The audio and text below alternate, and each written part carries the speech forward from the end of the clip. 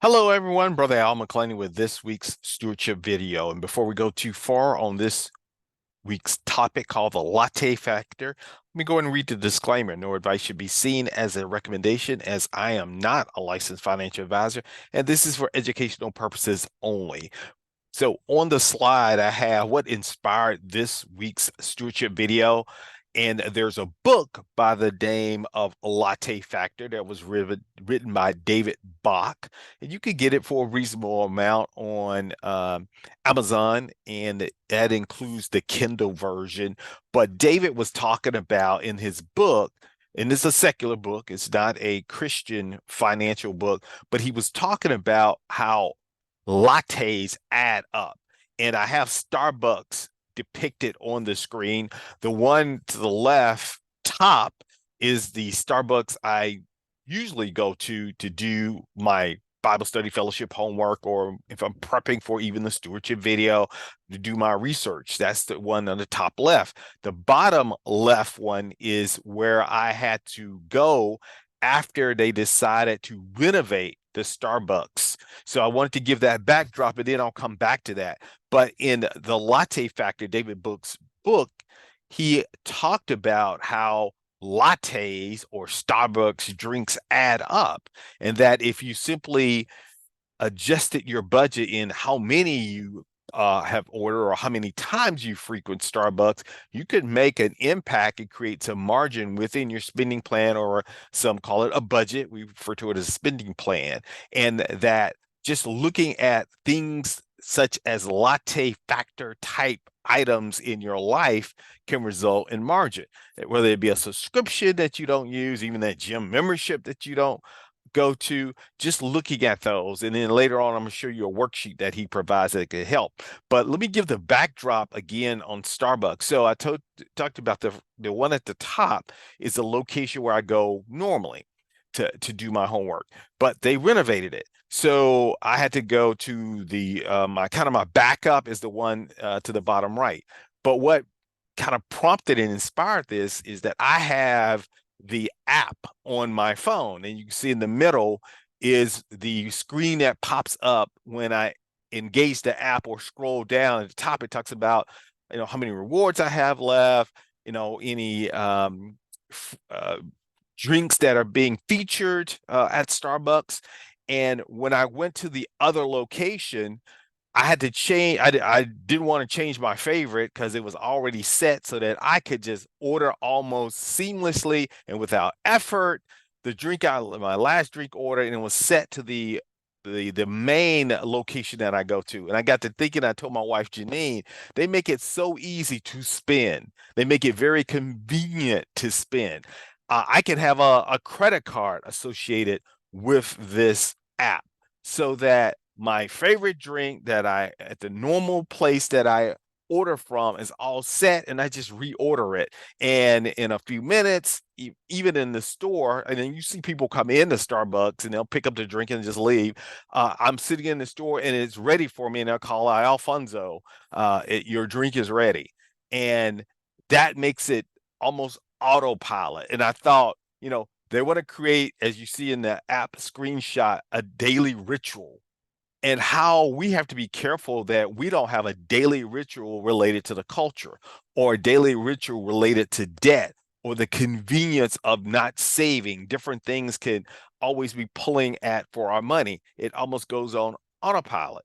And so the word actually has something to say about that. And my favorite version of the scripture, Romans 12:1 and 2, is the Message translation. It says, so here's what I want you to do. God helping you take your everyday, ordinary life, and that's what I was talking about, like Starbucks, your sleeping, eating, going to work, and walking around life, and place it before God as an offering. Embracing what God does for you is the best thing you can do for Him. Don't become, and this is the emphasis that I underline, don't become so well adjusted to your culture that you fit into it without even thinking. Instead, fix your attention on God. You'll be changed from the inside out. Readily recognize what He wants from you and quickly respond to it. Unlike the culture around you, always drag you down to its level of immaturity. God brings the best out of you, develops well form maturity in you. And overlay that with stewardship and financial or any part of your life. When we talk about embracing what God does for you, is the best thing you can do for you. That's what it says in the Message Bible Scripture, meaning following his biblical principles. That's the best thing for us. Following the owner and creator's principles in his word, and then not becoming well adjusted. Debt is becoming well adjusted to the culture around us, and that's pulling it down to a level of immaturity. If you think about it, not spending on something that you don't have the money for, that's a level of immaturity. Not waiting or saving for it, that's a level of immaturity. Or not having the discipline each month to live below the paycheck and put something away within your savings or your money market or investing or 401k. That's a level of immaturity.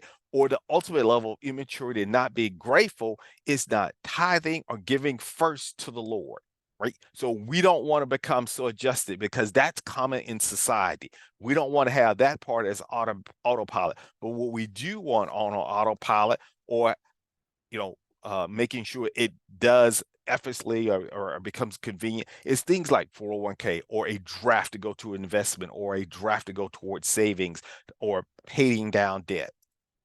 So there is, and this right here, we pointed a couple of last week, this is becoming adjusted to society. Looking at booming line going left to right, increasing over close to $1 trillion in credit card balances. And we broke it down to the average household, $14,241. That's just credit cards. We're not talking auto loans and mortgage or other, especially if you got payday loans. That's becoming adjusted.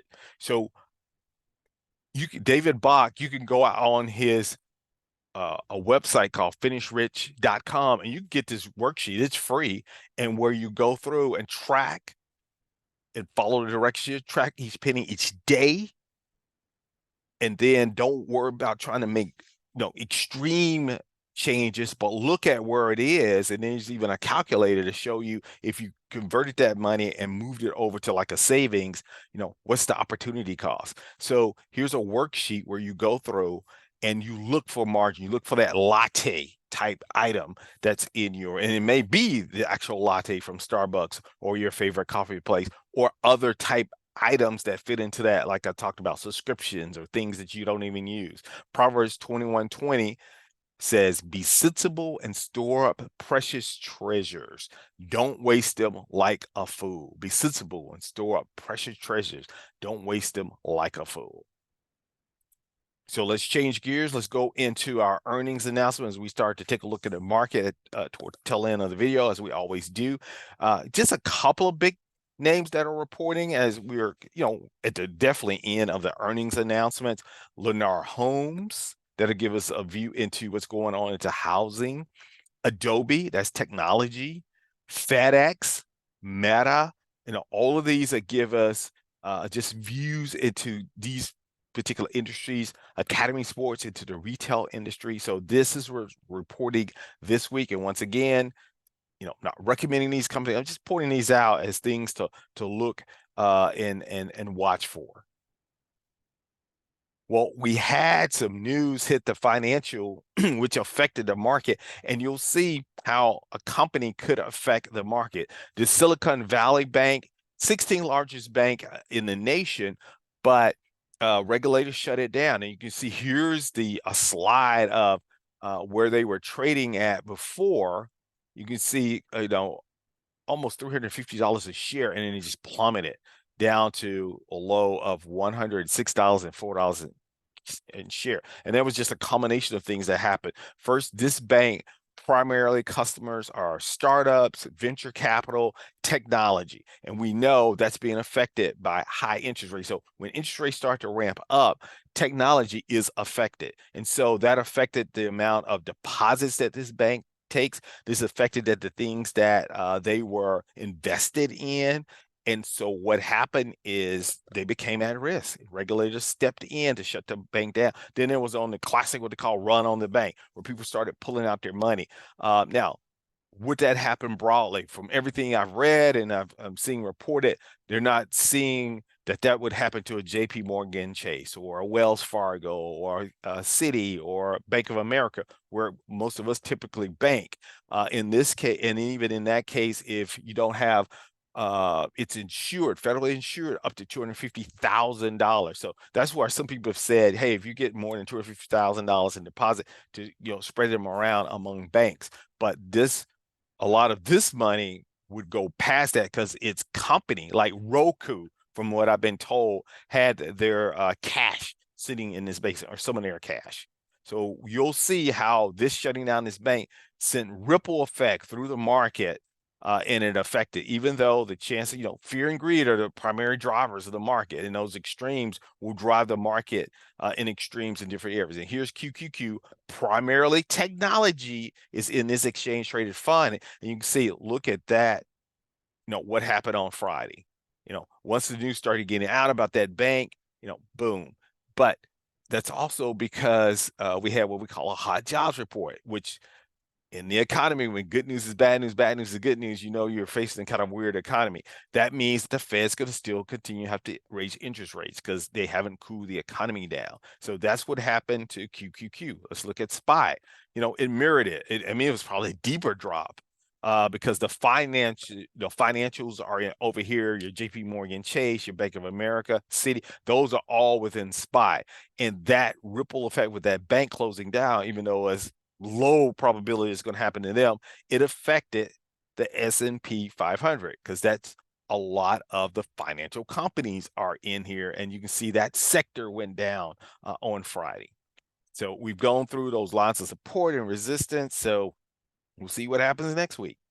So as always, thank you for tuning into the video, and just love the fact that you are participating and have me as part of your counsel when it comes to biblical finances. So as my pastor, Denny Dwight Davis, says, have a good week, keep a good spirit, have a yabba dabba do good time. And as we say on the stewardship video, remember, Jesus is Lord, therefore he's the owner, but we are his faithful stewards and playing the role of following his biblical principles, making sure we're not adjusted to society and what the world says about money, but we're following his principles primarily. And we'll see you next week.